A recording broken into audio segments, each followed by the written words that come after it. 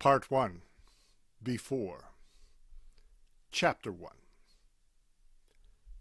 There is a time in every young man's life when he drinks too much beer, and the summer of 1974 was one such time for me. There was a bar called Kirby's, conveniently located right off the Wichita State campus, and not more than 2 blocks from where I lived. That Jack and I would meet on that particular night was ironic, or perhaps merely fitting. Watergate and the impeachment of Nixon were in the news every day that summer. After work, I would race home from my part-time job to be in front of the television when Walter Cronkite came on the air. There were no 24/7 news channels in those days, which increased the civility and tone of events.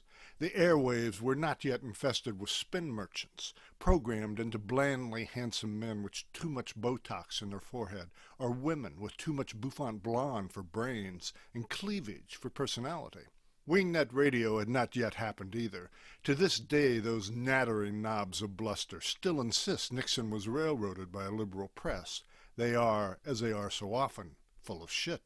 They are convinced, now more than ever to borrow a phrase, if they repeat something long enough, loud enough, and with enough righteous indignation, black will be white, lies will be truth, and Nixon was innocent.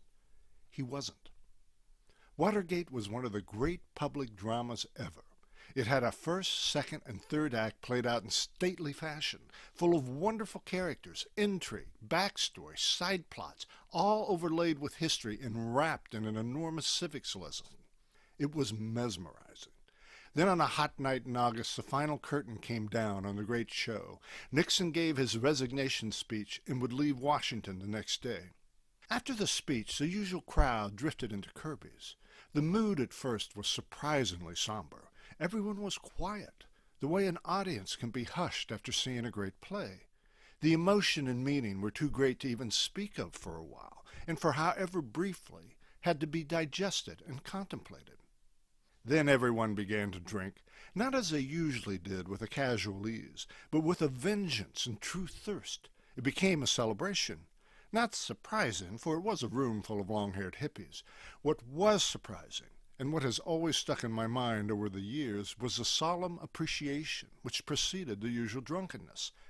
That was a special part, the contemplation of the common citizens, reflecting upon the fall of the king. At a table in a corner, crammed in elbow to elbow with a pile of people, pitchers of beer disappearing as fast as they could be poured, I found myself next to a guy I had seen around campus but had never met. His face was easy to remember, for he had unusual white boy hair that frizzed out into a natural afro. "It makes you proud to be an American," he told me above the din. "It makes you proud the system really worked." It was Jack Meade, and this was the first thing he ever said to me. After a while, there were 2 girls across the table from us. They had long, straight hair, parted in the middle, and wore denim work shirts embroidered with flowers. It's hard to recall the conversation. We talked, they talked, we smiled, they smiled. Pretty soon one of them said, "Would you like to go outside and smoke a number?" We wound up at their house on Vassar Street, and Jack wound up with the better looking of the 2. It was something I resented, and remembered thinking, man, he's fast. He and his girl disappeared down a hall. I and my girl were soon on the couch getting better acquainted. It's not that I was so good-looking or a ladies' man. Such fast and easy couplings were common at the time. To be young and horny in the 1970s was to be the beneficiary of good timing. Soon enough, we were at the point where the guy mumbles a few words, finds his clothes in the front door. But Jack and his girl came back into the room. She put on a record, they rolled another joint, and we sat around one of those wooden spools everyone used to use as a coffee table. That's when Jack and I had our first chance to really talk. One of those intense and earnest conversations college students have, ranging over history, politics, and philosophy, each of us dropping in names of famous books and authors we knew just enough to quote from. Being so intent on how intelligent we both sounded, we were ignoring the girls until one finally told us, "Really, it's time for you guys to go." We did. We went to walk circle after circle in Fairmount Park and continue our discussion of the great issues of the day. We spoke of the sweeping currents of history and how the subject is poorly taught. History was a great river which poured into, forming and informing, the present moment. History was passionate, and only the dolts who teach it made it dull.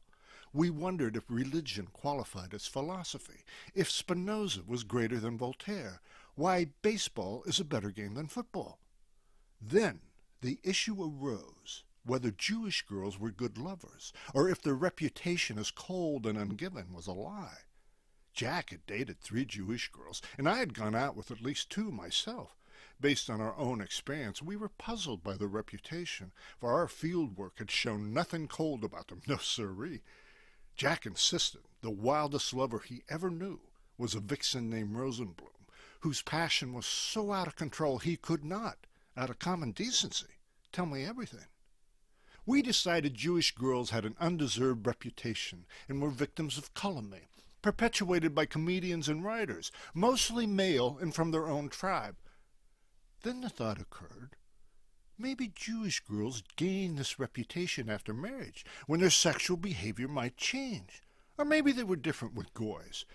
We decided our sampling was too small to be scientifically accurate, and more investigative fieldwork was in order. The sky had begun to lighten in the east when we parted, each of us happy to find a new friend. The odd thing was, Jack and I would not see each other for 14 years. In a few days he was off to hitchhike around Europe, and we did not connect again before he left. We would meet much later when we both had short hair. Well, one of us had almost no hair, and we both would be card-carrying members of the middle class. Then we stepped off that path in a grand fashion. But we will come to that. One last note. When Gerald Ford walked Richard Nixon out to the helicopter on the White House lawn, where Nixon gave one last wave, climbed in, and then lifted off, that was the precise instant the 1960s ended. When Ford walked back inside and took the oath of office, the 1970s began. The calendar may have it different, but facts and truth are not always the same thing. There are times when facts miss the truth.